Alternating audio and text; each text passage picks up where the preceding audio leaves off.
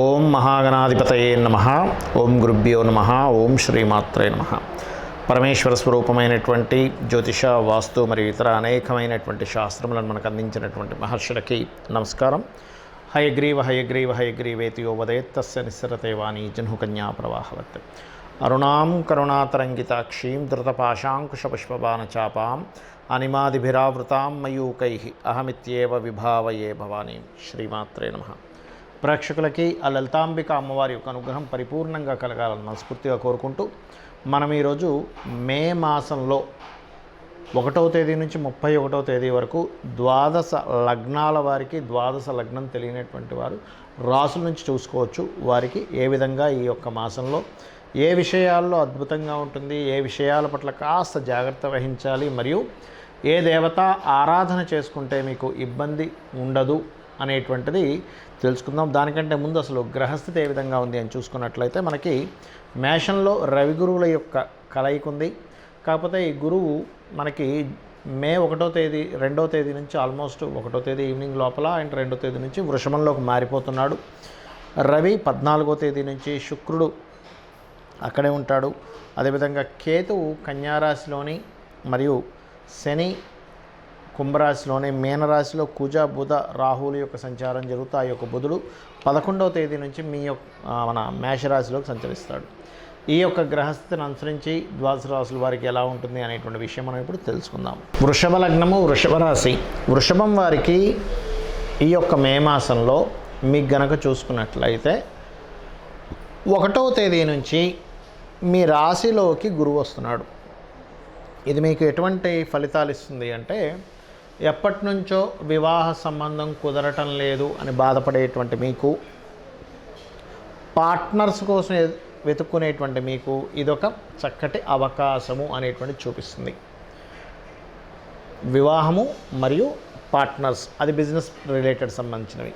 కాకపోతే ఫైనాన్షియల్గా ఎలా ఉంది, మీకు ఫైనాన్స్ హౌజెస్ దేంతో ఆక్యుపై చేస్తున్నాయి చూసుకున్నట్లయితే ఖచ్చితంగా మీరు 11వ తేదీ వరకు వ్యాపార సంబంధించినటువంటి అంశాలలో చాలా జాగ్రత్తగా ఉండాలి. గుర్తుపెట్టుకోండి, చాలా అంటే చాలా కేర్గా ఉండాలి వ్యాపార విషయాల్లో. బికాజ్ ఆఫ్ మీ ధనాధిపతి ఎవరైతే బుధుడు ఉన్నాడో ఆయన నీచ స్థానంలో ఉండి 11వ తేదీ నుంచి కాస్త శుభగ్రహంతో కలుస్తాడు. అయితే 12లోకి వస్తున్నాడు కదండి అనిపించవచ్చు. 12లోకి వచ్చినప్పటికీ కూడా కొంచెం మరి ఈ ధన సంబంధించిన విషయంలో బాగుండాలి అంటే కేతుగ్రహం దగ్గర దీపారాధన చేసుకోండి, గణపతి యొక్క ఆరాధన చేయండి, విష్ణు సహస్రనామాలు చదువుకోండి, ఓం సంపత్కరీ సమారూఢ సింధుర వ్రజ సేవితాయ నమః అనే నామస్మరణ చేయండి. ఖచ్చితంగా బాగుంటుంది. ముఖ్యంగా ఈ బుధుడు లాభస్థానంలో నీచ స్థానంలో ఉన్నందుకు బుధుడు రాతకోతలకు కారకుడు. ఆలోచించి అగ్రిమెంట్స్ చేయండి. ఎక్కడా ఏ ఆలోచన చేయకుండా అగ్రిమెంట్స్ చేయడం వల్ల ఇబ్బంది పడతారు. It very careful. ఈ రవి మీకు 14వ తేదీ నుంచి రాశిలోకి సంచరిస్తున్నాడు కాబట్టి రవి గురువుల యొక్క సంబంధం అనేటువంటిది ఒక మంచి యోగాన్ని ఇస్తుంది. అంటే ఎటువంటి యోగము, సంతాన యోగం కానివ్వండి, రాజకీయంగా ఎదగడానికి కానివ్వండి, కొంచెం నేమ్ అండ్ ఫేమ్ రావడానికి కానివ్వండి, ఇటువంటి యోగాలతో పాటు మీ జీవిత భాగస్వామి పేరు మీద ఏదైనా ప్రాపర్టీ తీసుకోవడానికి చేసేటువంటి ప్రయత్నం ఫలించడము, మీ యొక్క జీవిత భాగస్వామికి ఏదైనా కొత్తగా విద్యలు అంటే ఏదైనా ఒక కోర్స్ చేయడానికి మీకు రాశిలో ఉండేటువంటి రవి చతుర్థ స్థానాధిపతి రాశిలో ఉంటూ చతుర్థ భావాధిపతి సప్తమాన్ని చూస్తున్నాడు కాబట్టి ఈ యొక్క విషయంలో మీకు చక్కగా ఉంటుంది. కాకపోతే నిర్ణయాలు, సంతాన సంబంధించిన విషయంలో నిర్ణయాలు, ప్రేమ వ్యవహారాలకు సంబంధించిన విషయాల్లో నిర్ణయాలు తీసుకునేటప్పుడు మాత్రం మీరు చాలా చాలా చాలా కేర్గా ఉండాలి. దశమ స్థానంలో శని భగవానుడు ఉన్నాడు. అదేవిధంగా ఈ కాంబినేషన్ ఎటువంటి ఫలితం ఇస్తుంది అంటే, చూడండి, ఒక్కోసారి జీవిత భాగస్వామికి ఏదైనా కోర్స్ చేస్తే ఒక ఉద్యోగం వస్తుంది అనేటువంటిది తెలిసినప్పుడు దానికి వెళ్దామా వద్దా, నిజంగా కోర్స్ చేద్దామా వద్దా అని ఫీల్ అవుతూ ఉంటారు. ఈ దశమంలో ఉన్నటువంటి శని భగవానుడు ఎప్పుడు కూడా ఏం చేస్తాడంటే, సప్తమాన్ని చూస్తున్నందుకు, చతుర్థాధిపతి వచ్చే లగ్నం నుంచి సప్తమాన్ని చూస్తున్నందుకు మీ యొక్క జీవిత భాగస్వామి ఏదైనా ఒక కోర్స్ చేయడం ద్వారా జాబ్ సంపాదించడం కానీ ఇటువంటివి చాలా స్పష్టంగా గోచరిస్తున్నాయి. ఆన్లైన్ ద్వారా చేసేటువంటి వ్యాపారాలకు సంబంధించిన విషయంలో అద్భుతంగా ఉంటుంది. ఈ మొత్తం నెలలో నిర్ణయాలు ఒకటి, ప్రేమ వ్యవహారాలు ఒకటి, ఉద్యోగంలో కాస్త స్ట్రెస్ ఉంటుంది కానీ ఉద్యోగం ఖచ్చితంగా ఉండి తీరుతుంది. డోంట్ వరీ, దాని గురించి టెన్షన్ పడకండి. కాస్త ఒత్తిడి ఎక్కువగా ఉంటుంది, ఆ ఒత్తిడి తగ్గించుకోవడానికి మీకు దగ్గరలో ఆలయంలో నూనె తీసుకోండి, చక్కగా నువ్వుల నూనె తీసుకొని ఆలయంలో దీపారాధనకు వాడుకోవడానికి అన్నట్టుగా ఇవ్వండి. ఇది కనుక మీరు చేశారంటే అద్భుతంగా ఉంటుంది. ఇక మీరు చేయవలసిన దేవతారాధన ముఖ్యంగా నవగ్రహాల్లో కేతు బుధ గ్రహాల దగ్గర దీపారాధన చేయండి. రెండవది ఏమిటి అంటే గణపతి మరియు విష్ణు సహస్రనామాలని రెగ్యులర్గా చాంటించేయండి. అన్ని విధాలా మీకు బాగుంటుంది. చాలామంది నన్ను అడుగుతుంది ఏంటంటే, ఏమంటే మాకు జాతక చక్రం లేదు, డేట్ ఆఫ్ బర్త్ తెలియదు, టైం తెలియదు, నక్షత్రం తెలియదు, మరి మేము ఈ మే మాసంలో ఎటువంటి జాగ్రత్తలు తీసుకోవాలి? మనం జనవరి ఆల్మోస్ట్ డిసెంబర్ నుంచి చెప్తూ వస్తున్నాం. ఫిబ్రవరి నుంచి మే వరకు ఉన్నటువంటి కాంబినేషన్ ఏదైతే ఉందో సాటర్న్ అంటే శని రవి, శని కుజ, అదేవిధంగా కుజ రాహు, ఈ కాంబినేషన్స్లో వెళ్తున్నాయి. కాబట్టి లైఫ్లో అంటే ప్రపంచవ్యాప్తంగా కావచ్చు, దేశవ్యాప్తంగా కావచ్చు, మనం ఊహించనటువంటి మలుపులు, ఎవరు ఎక్స్పెక్ట్ చేయనటువంటి పోలీస్ డిపార్ట్మెంట్ కావచ్చు, మిలిటరీ కావచ్చు, గొడవలు కానివ్వండి, ఒక రకమైనటువంటి ఉంటాయని చెప్పి నేను చెప్తూ వస్తున్నాను యాజ్ ఇట్ ఈస్గా. ఎందుకంటే ఇదేదో మన గొప్పతనం కాదు, వెరీ క్లియర్లీ మనకి ముండేన్ ఆస్ట్రాలజీ అంటారు, మైథుని జ్యోతిష్యం అని, ఆ యొక్క దాంట్లో చాలా స్పష్టంగా ఉంది కాంబినేషన్స్ అనేవి. కాబట్టి అందరికీ నేను చెప్పేది ఒకటే, మే ఎండింగ్ వరకు కూడా కొంత జాగ్రత్తగా ఉండండి. ఎక్కువగా గుమ్ముడు అంటే ఎక్కువ పబ్లిక్ ఉండేటువంటి ప్రదేశాల్లో కొంత జాగ్రత్తగా ఉండండి. అయితే ఇక్కడ రాశి, నక్షత్రము, లగ్నము ఏమీ తెలియనటువంటి వారు ఒకటే గుర్తుపెట్టుకోండి, వీలైతే మీకు పెద్దగా నేను ఏ పూజలు చేయించుకోలేనండి, కొంచెం నా ఆర్థిక స్తోమత బాగాలేదు అనుకునేటువంటి వారు సింపుల్ టెక్నిక్ ఒకటి చెప్తా. మీకు దగ్గరలో గోశాల ఉంది, చక్కగా పిడికెడు బెల్లం పెట్టండి చాలు. క్యారెట్స్ తినిపించండి, లేదా బీట్రూట్స్ లాంటివి గోవుకు తినిపించండి చాలు. ఇదే మిమ్మల్ని కాపాడుతుంది. అంటే ధనం లేదండి, లేదు అది కూడా తినిపించలేని స్థితిలో ఉన్నానండి అన్నప్పుడు ఇంట్లో కూర్చొని చక్కగా చండీ పారాయణం వినండి. విన్నా సరిపోతుంది. మీరు వెళ్ళి చేసేయాలని రూల్ ఏమీ లేదు, గుర్తుపెట్టి వినండి. లేదంటే నాకు స్తోమత ఉంది, నా దగ్గర 4 డబ్బులు ఉన్నాయి, నేను చేసుకోగలను అన్నప్పుడు మీరు ఖచ్చితంగా చండీ పారాయణం చేసుకోవడము, చండీ హోమంలో పార్టిసిపేట్ చేయండి. దీని ద్వారా ఏమవుతుందంటే మీకు ఖచ్చితంగా మీరు ఏదైతే ఇబ్బంది పడబోతున్నారో ఆ అమ్మవారు మిమ్మల్ని కాపాడుతుంది.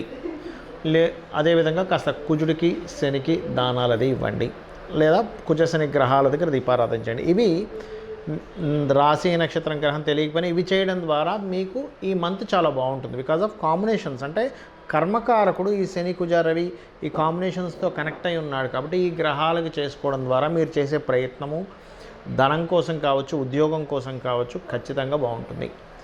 అయితే ఇక్కడ చాలామందికి ఏంటంటే, ఏమండి మరి మేము అంటే కొంతమంది అడుగుతూ ఉన్నారు, నాకు దాని గురించి చెప్తున్నాను. ఈ గోచారం గురించి చెప్తున్నారు, లగ్నం గురించి అంటున్నారు, కాసేపేమో రాశి గురించి అంటున్నారు, అసలు ఏది తీసుకోవాలని అడుగుతూ ఉన్నారు.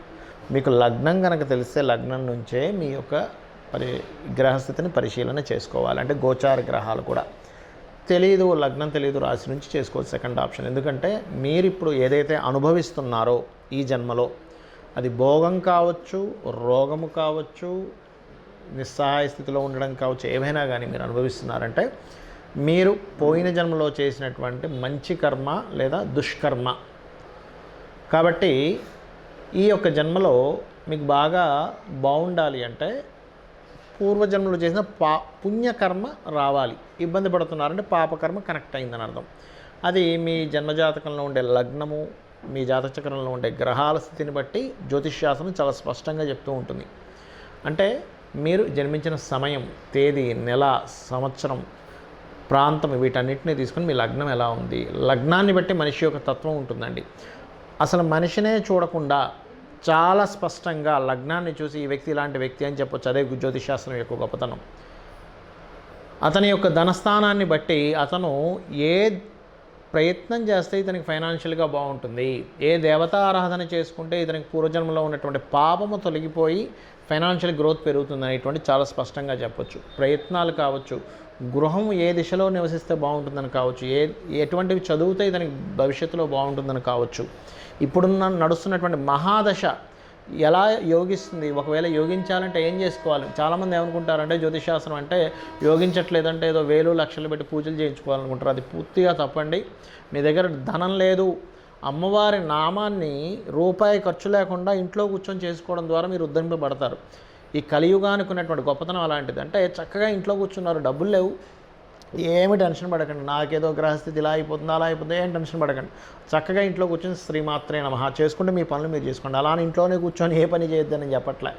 ఇంట్లో మీకు ధనం లేకపోతే శ్రీమాత్రే నమః అనలేరా? అనగలరుగా, చక్కగా అనండి, సరిపోతుంది. అమ్మవారే రక్షిస్తుంది. అమ్మ ఎలా రక్షిస్తుందో అలా చక్కగా అమ్మవారు రక్షిస్తుంది.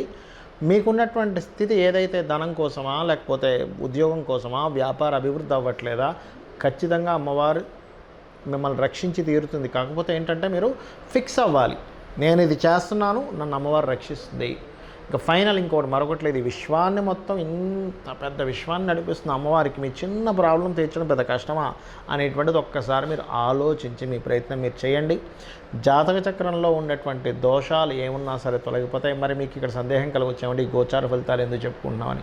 గోచారము జాతకము రెండు కనెక్ట్ అయినప్పుడు మనకు ఒక మంచి ఇన్సిడెంట్ జరగడానికి బాగుంటుంది. గోచారం అనుకూలంగా లేనప్పుడు, మన జాతకం అనుకూలంగా లేనప్పుడు ఎటువంటి సిచ్యువేషన్స్ మనకు ఏర్పడతాయని చెప్తున్నటువంటిదే గోచారం.